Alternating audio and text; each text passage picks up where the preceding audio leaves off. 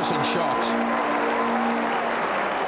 By 1996, Tendulkar had overtaken Mohammad Azharuddin as the leading scorer in one-day internationals, in 62 fewer innings than Azharuddin.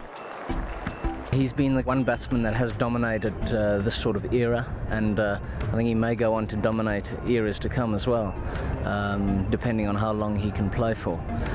He's been superb. He's dominated one-day cricket especially. There we go, and he set it straight down the ground for 4. He's rewritten the history books. He's done absolutely brilliantly all over the world, and you just have to look at him, and he's clearly one of the all-time legends. And there's his 50. Good knock by young Tendulkar. I've never seen Sachin sort of struggle against any particular kind of bowlers apart from Ashley Giles for some reasons, or Ray Price. And yeah, that's really his greatness, that he's perhaps the most wholesome batsman of his age. You know, Lara and Tendulkar are the two greats of their era, but Lara has had ups and downs, which Sachin never has. Gone. Outstanding shot from Tendulkar.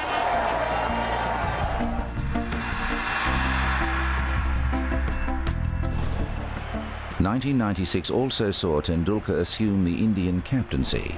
He began with an emphatic home series victory against Australia. But by 1998, India was struggling, and Tendulkar's form had tapered off. It seemed as though the burden of captaincy was weighing heavily on him.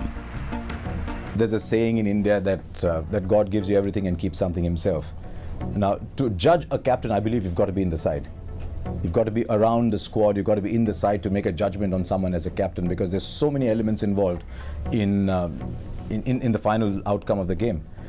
But I thought he was too stressed as a captain. I spoke to him around that time as well, and I could sense he was very stressed in that role, and it's just started at some point to take a toll on his batting. So maybe he was just destined to be a great batsman and not be among the all-time great captains, but if you're destined to be as good a batsman as he is, then everything else pales anyway. Relieved of the captaincy, Tendulkar again found form. Between March 1998 and July 1999, he made 10 one-day centuries and 5 test match centuries. Tendulkar himself nominates consecutive innings against Australia in Sharjah in 1998 as his finest one-day performances.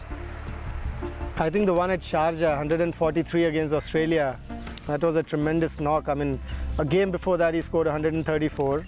The finals he scored 143 and brought victories for India in both those games, and let me tell you, single-handed wins those were. Sharjah wicket wasn't very easy to bat on, and the Australians scored heavily against India. And this little champion goes in and scores those hundreds, that two big ones that gave India the victory. I think I would rate those 2 innings as his best in one-day internationals.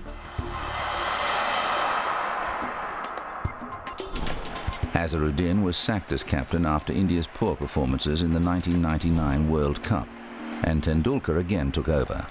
Again he began well, but India was overwhelmed by Steve Waugh's Australians. After losing another 2 tests against South Africa, Tendulkar again relinquished the captaincy. I don't think captaincy comes naturally to Tendulkar. I don't think he's a leader of men. He's always been this, young kid, tremendously talented, who should be playing for somebody else. Somebody else takes care of everything, and you just go out there and bat for us and get us those 350, 400 runs. At home against Australia in 1998, Tendulkar faced Shane Warne on a turning wicket and made 155 not out.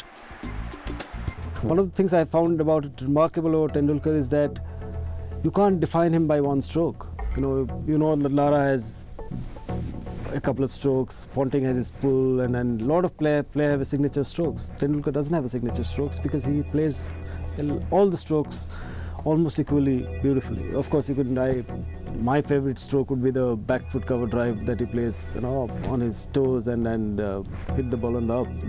That's a rare talent. In early 1999, India and Pakistan played a test series on Indian soil for the first time in 12 years. After being dismissed for naught in the first innings, Tendulkar was at the crease as India crashed to 5 for 82, chasing 271 to win. He went on to make one of the great test match centuries. Tendulkar is just, watching him bat, everything is right. I can't think I've ever seen him play a duff shot. You know, you see batsmen get it wrong every so often, and maybe they just don't read the conditions, but with Tendulkar, he just gets it right every time. It's like he's read the script.